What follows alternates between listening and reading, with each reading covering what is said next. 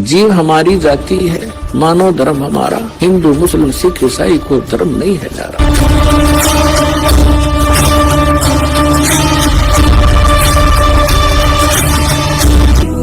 अब इसमें क्या बताया है 15वें अध्याय के चौथे श्लोक में, चौथे में स्पष्ट कर दिया है कि जिस समय वो तत्वदर्शी संत मिल जाए और वो तत्व ज्ञान बतावेगा, उस तत्व ज्ञान रूपी शस्त्र के द्वारा इस अज्ञान रूप उलझी हुई गुत्थी को काटकर अर्थात अच्छी तरह समझकर उसके पश्चात परमेश्वर के उस परम पद की खोज करनी चाहिए, जहाँ जाने के बाद साधक फिर लौटकर कभी संसार में नहीं आते।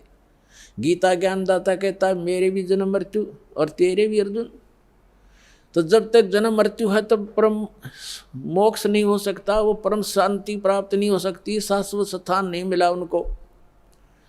अब देखिएगा यहाँ गीता ज्ञानदाता कहता है 15वें अध्याय के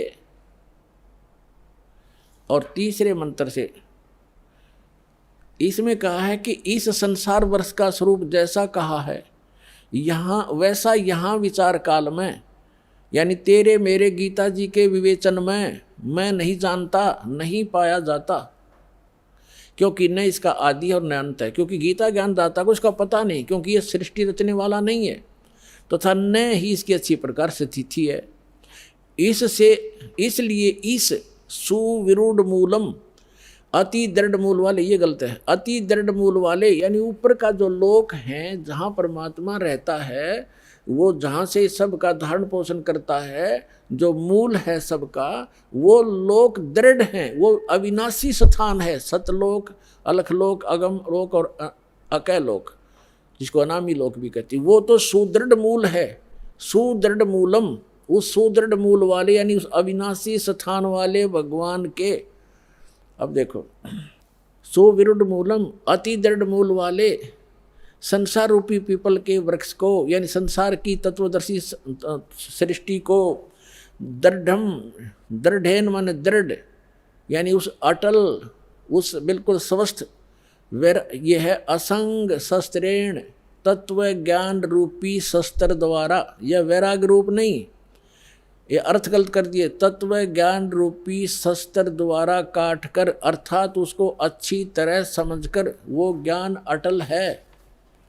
उसके पश्चात 15वें अध्याय का ये चौथा श्लोक श्रीमद् भगवद गीता का, उसके पश्चात उस परम पद रूप परमेश्वर को भली भांति खोजना चाहिए, जिसमें गए हुए पुरुष फिर लौटकर संसार में नहीं आते, और जिस परमेश्वर से पुरातन संसार वृक्ष की प्रवृत्ति विस्तार को प्राप्त हुई है, अर्थात जिसने सब संसार रूपी वृक्ष की रचना की है, सब ब्रह्मांडों की रचना की है, उसी आदि पुरुष नारायण की मैं शरण हूँ।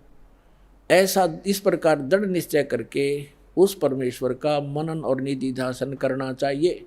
इससे सिद्ध हो गया कि गीता ज्ञान दाता भी अपने से अन्य किसी परम शक्ति ओवरऑल कंट्रोलर, सबके उत्पादक सर्वोत्पादक परमात्मा की भक्ति करने को ही कह रहा है, अपनी भी नहीं कह रहा। पुण्यात्माओं, ये सूक्ष्म वेद को समझाने की एक पंक्ति को आपके हृदय में जचाने के लिए कि 88 नहीं गए और 2400 पर चोखे, 3300 पर तलब है, कोई बकरा कोई भूखे। एक पंक्ति को समझाने के लिए आज 2 घंटे का सत्संग चल रहा है। क्या बताया है कि 88,000 ऋषि भी वहाँ नहीं पहुँचे। कहाँ? श्रीमद् भगवद गीता अध्याय नंबर 18 के श्लोक नंबर 62 में कहा कि अर्जुन तू सर्वभाव से उस परमेश्वर की शरण में जा, उसकी कृपा से ही, उस परमेश्वर की कृपा से ही तू परम शांति को और सनातन शाश्वतम स्थानम, उस अमर लोक को प्राप्त होगा, सत्यलोक को प्राप्त होगा। सत्य माने शाश्वत, सदा रहने वाला। तो उस शाश्वत स्थान पर जाने के लिए तत्वदर्शी संत की आवश्यकता है। तो उसके लिए कहा है गुरु बिन काहू न पाया ज्ञान, जो थोथा बुछड़े मूड किसाना, गुरु बिन वेद पढ़े जो प्राणी, समझन सार रहे अज्ञानी।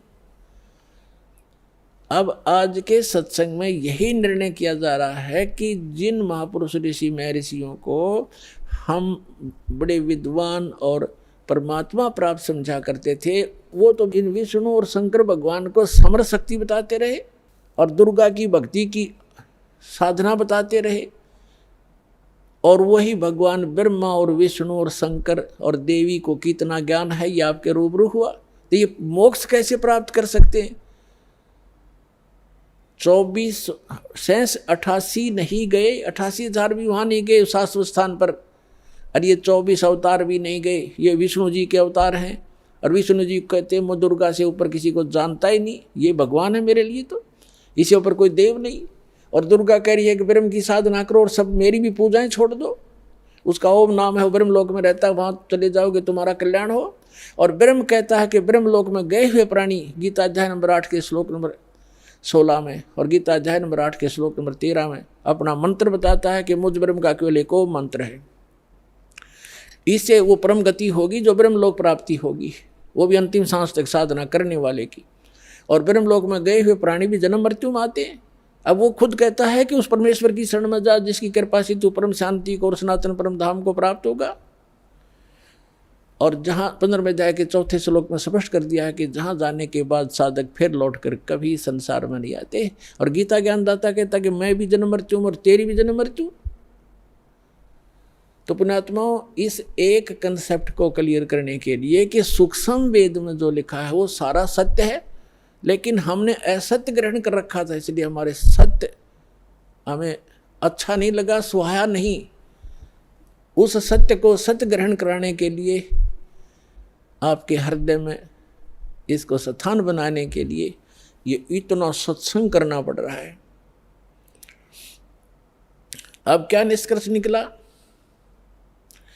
इन जितने भी अज्ञानी हैं, आचार्य हैं, शंकराचार्य हैं, या जितने भी ब्राह्मण गुरु हुए हमारे, या विश्व के जितने आज तक महापुरुष संत गुरु पद हुए हैं, जिन महापुरुषों को परमात्मा मिले उनको छोड़कर, वो तो आपको मैंने दास ने नाम गिना ही दिए, और कोई एक आधा भूल चूक रहेगी होगी, वो मैं उनसे अपरिचित नहीं हूँ, उनको अवश्य मिले होंगे, उनको ज्ञान अवश्य होगा। तो इनके अतिरिक्त किसी के पास यथार्थ ज्ञान नहीं, यथार्थ भक्ति विधि नहीं, तो ये मोक्ष कैसे प्राप्त करेंगे?